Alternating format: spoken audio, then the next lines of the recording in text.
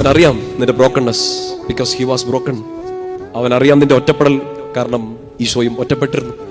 കൂടെ ആരും ഇല്ലാത്ത നിന്റെ സങ്കടം ഈശോയ്ക്ക് മനസ്സിലാകും, കാരണം കുരിശിന്റെ വഴിയിൽ അവൻ ഒറ്റയ്ക്കായിരുന്നു.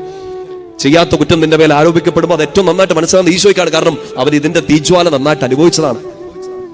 ആട്ട് കിട്ടുമ്പോ, തുപ്പ് കിട്ടുമ്പോ, മാറ്റി നിർത്തപ്പെടുമ്പോ, ചെയ്ത നന്മയൊക്കെ തെറ്റിദ്ധരിക്കപ്പെടുമ്പോ, നീ നന്മയ്ക്ക് വേണ്ടി വഴിയൊരുക്കി, നീ സംസാരിച്ചു, പക്ഷെ അതെല്ലാം നാശത്തിനായിരുന്നു, അത് മനുഷ്യരെ തെറ്റിക്കാനായിരുന്നു എന്ന് മനുഷ്യർ നീ ചെയ്തിട്ടില്ലാത്തതോ നീ ചിന്തിച്ചിട്ടില്ലാത്തതോ ആയ കാര്യങ്ങൾ നിന്റെ മേൽ ആരോപിക്കുമ്പോൾ, അതും ഏറ്റവും പ്രിയപ്പെട്ടവർ പോലും അങ്ങനെ പറയുമ്പോൾ അത് ഏറ്റവും നന്നായിട്ട് മനസ്സിലാവുന്ന ഈശോയ്ക്കുള്ളൂ. Because he has gone through.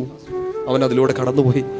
ശരീരത്തിനേറ്റ മുറിവോ മനസ്സിനേറ്റ സംഘർഷമോ ഈശോയ്ക്ക് നന്നായിട്ട് അറിയാം, കാരണം ഈ ദേഹം മുഴുവൻ കീറി മുറിക്കപ്പെട്ട ഒരാളാണത്.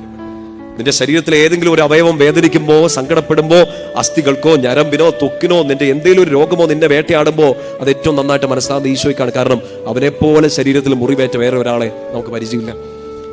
ഉണ്ടായ എല്ലാ മാനസിക സംഘർഷങ്ങളെ ഓർക്കുക. ഇപ്പൊ കടന്നു പോകുന്ന ആ തിക്താനുഭവങ്ങളെ നിർത്താതെ മനസ്സിൽ ഓടി കയറി വരുന്ന ആ തോട്ട്സ്, പഴയ ഓർമ്മകൾ, സങ്കടങ്ങൾ, വേദനകൾ, കേട്ട വാക്കുകൾ, മുറിപ്പെടുത്തിയ മനുഷ്യർ എല്ലാം ഈശോയ്ക്ക് മനസ്സിലാവും. ഈശോയ്ക്ക് മനസ്സിലാവുന്നുള്ളത് കൊണ്ട് നമുക്ക് നേരെ നിൽക്കാൻ പറ്റും.